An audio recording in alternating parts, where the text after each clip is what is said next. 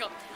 Men of a Certain Age is the new 1-hour show. I'm a series regular on, and I play Ray Romano's daughter, and Ray is awesome. I've loved him since I was little, so this is a huge honor to be on a show with him.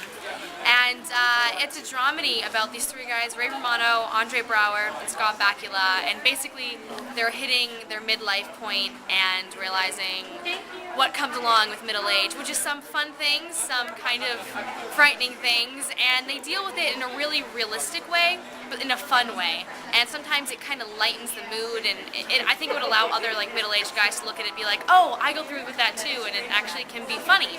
And it premieres on Monday night, which is December 7th at 10 p.m. on TNT, and I'm so excited. What about your character? What are you doing on the show? Good question. My character's name is Lucy Trinelli, and I'm kind of like an all-American girl. I think there's room for rebellion. I feel like there is. I hope so, because I want a rebellious character. And like Lucy gets along really well with Ray's character. She kind of picks fights with her little brother on the show sometimes, and there's one episode where I have a little boyfriend problem. Ooh. And he's really cute too, the actor who plays him. So it was hard playing his girlfriend then? It was just so hard. Yeah, exactly. But it's funny because my character on the show was like addicted to her BlackBerry. I've never done a scene where I'm not holding my BlackBerry, and I have a BlackBerry in real life, and so it's like in between takes, sometimes I'll check my real one, put it in my pocket, go on set, and then play with my fake BlackBerry. And just goes back and forth. It's kind of real to my real life too. But yeah, I guess, I don't know what else to say about Lucy. She's pretty all-American girlish. She's cool though. So you grew up with Everybody Loves Raymond? Oh yeah, nice and plain. Yeah, I mean, Everybody Loves Raymond was always like definitely probably my favorite show, at least one of my favorite shows growing up. And I would watch it all the time. My grandma, that is the only show she has on DVD, every single episode. So I go over her house and I watched Everybody Loves Raymond. And I always thought Ray was really cute. And I always got a little jealous when Patricia Heaton's character kissed him on the show. And I always thought, of course, he was hilarious. Like, I died laughing watching him. So once I booked the show and I got to work with him, like, my screen test, I almost laughed at my screen test. That's the first screen test. I almost lost it. But I didn't. I stayed professional and didn't laugh. It worked? It did work. I have ruined a few takes when we were filming by laughing, but just a few. You're supposed to. Exactly. They're funny people. Yeah, they are funny people. You are supposed to be laughing. That's what I tell myself. So do you still have a crush on him? A little bit. It's so funny because, like, I know his daughter is almost exactly my age, Allie, and we're kind of becoming friends. So I'm not gonna tell her I kind of have a crush on him. But I know, because it kind of gives it away.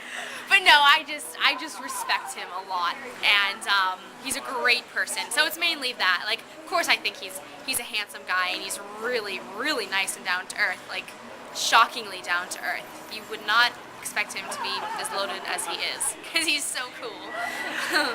And what about your grandmother? Have you brought her to the set? Oh, I have actually. My grandma, she lives in Massachusetts, but her and some of my other family members visited Los Angeles, and we brought my grandma Pat to Paramount, and we got permission, brought her on the stage, and Ray came over and gave her a hug, and she's like, and so she said to Ray, she said, you know, she was so excited when she met Ray. It was so cute. And she said to Ray, she said, you know, indirectly, I'm kind of like your mother. You know, so she's my grandmother and he's my dad. So your grandmother's like Doris Roberts? Yeah, I met Doris Roberts at the beginning of the year, and that's what I actually said the same thing. And I think the same as my grandma. I'm like, so you're kind of like my grandma, Doris. Aww. And she was cool. But yeah, my grandma was very happy to meet Ray. And what about Scott Bakula? Oh, Scott Bakula. He's awesome. My mom used to have a crush on him. She's right over there. I won't say that too loud. She won't mind. She won't mind. No, Scott is so cool. Like, we don't have many scenes together because my character is not in his storyline. But I see him on set all the time, and I always give him a hug before the table read. And I remember after I first met him at the first episode, we ran into each other at a red carpet event. And it was so cool because, like, during half the time we were just chatting, and I got to meet his wife Chelsea, who I'm going to start taking dance classes from actually. Ooh. Yeah, I know. She teaches one dance class a week. It's so cool. And Scott's so good.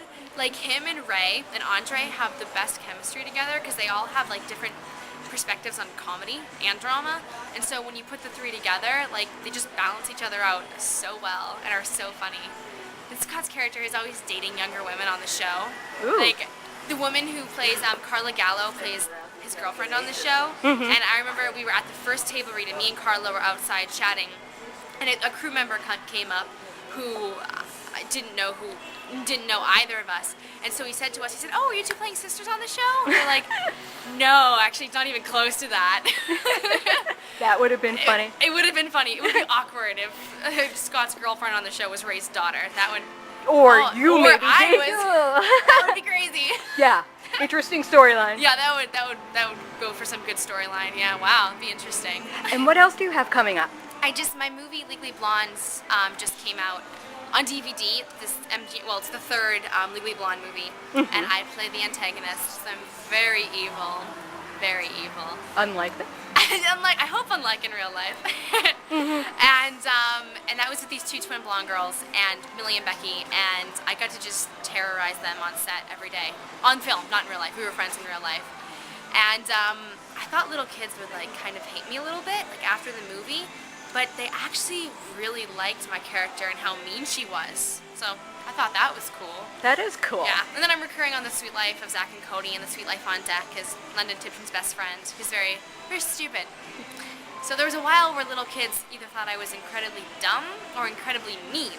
And so now on Men of a Certain Age, I'm nice and smart. So people get to see a different side. A different view, a different side of me, exactly. Very cool. Thank you so very much. Yeah, thank you.